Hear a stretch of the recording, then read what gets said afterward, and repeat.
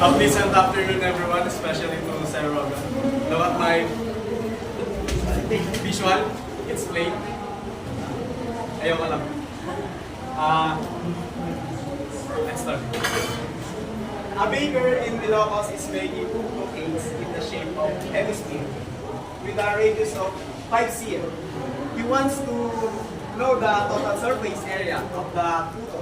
To decide how much flour-based mixture he needs to cover the entire cake, including the flat circular base. What is the total surface area of a single puto cake? Ayun yung inanap. So napapansin niyo nagbago. Ang hemisphere kasi ay kalahati siya. Ang hemisphere is half of sphere.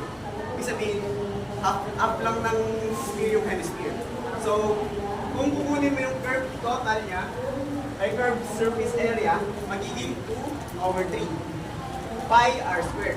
So, kung kukunin mo yung total area niya, magiging 3 pi r squared. So, yun po yung ginamit kong formula. So, 3 pi, substitute 5, 5 sub 5 raised to 2. So, 5 raised to 2, 25. As usual. 3 times 25. Nakalimutan ko yung ano eh. 3 times 25. Nakalimutan ko yung unit. Pasensya na. 25 cm squared. Ito pa ang sagot natin. Next, let's move on. Number 10. A street food vendor in Manila uses spherical bowls for serving arroz caldo. So, the bowls are shaped like a perfect sphere. Perfect. With a radius of 7 cm.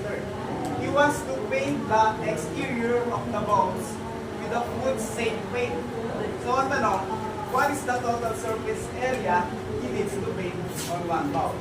So, this is the original formula ng Tibokla. 4 pi r squared, substitute 7 cm radius.